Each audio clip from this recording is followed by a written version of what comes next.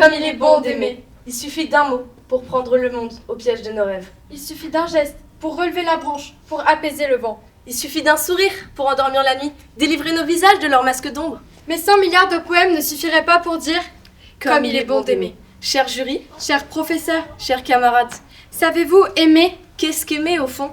Aimer signifie avoir pour quelqu'un ou quelque chose une émotion sincère et profonde. Cela peut être de l'amitié, de l'affection, de l'amour, de la tendresse, parfois même de la passion. Aimer, c'est créer un lien invisible qui nous lie, qui nous attache, qui nous fait vibrer. Mais aimer ne se limite pas aux personnes. On peut aimer un endroit qui nous est cher, une musique qui nous accompagne dans les moments importants, ou un instant très précis qui restera pour toujours gravé dans notre mémoire. On peut aussi aimer des souvenirs qui appartiennent au passé, mais qui ont aidé à façonner qui nous sommes devenus aujourd'hui.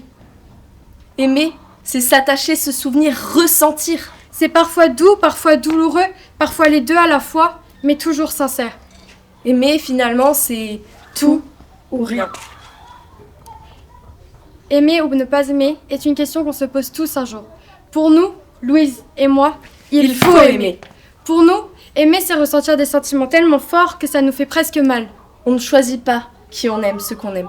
Comme disait Michel Maillot, on ne choisit pas l'amour. C'est lui qui nous prend, nous subjugue, nous arrache à nous-mêmes. Aimer, ça nous rend heureux. Aimer, ça nous fait ressentir des sentiments forts. Ça nous fait découvrir des choses, des endroits, des personnes, car dans une relation, on veut tout connaître de la personne qu'on aime. Aimer, c'est aussi quelque chose qu'on ne contrôle pas. On ne peut pas choisir qui on aime, ce qu'on aime, pourquoi on l'aime. Et c'est là toute la beauté de ce sentiment. Aimer, c'est aussi aller au-delà des règles, comme dans Roméo et Juliette. D'ailleurs, connaissez-vous cette histoire, Roméo et Juliette? Les deux amoureux ont préféré mourir plutôt que de vivre sans pouvoir s'aimer. Aimer, c'est aussi une forme de courage.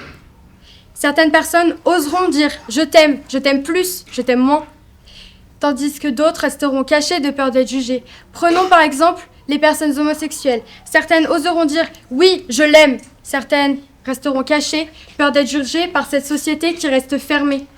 Alors oui, pour nous, il faut aimer.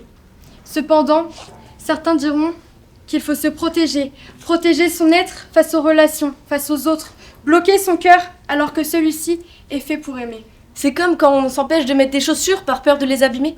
Après, c'est trop tard, elles sont trop petites. Certains diront aussi qu'il faut rester caché,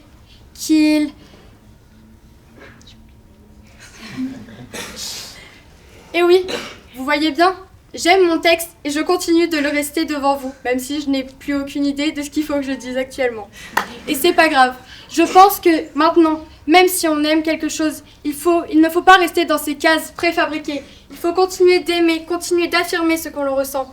Et c'est ce que je fais aujourd'hui, maintenant. Et pourquoi faudrait-il entrer dans ces cases?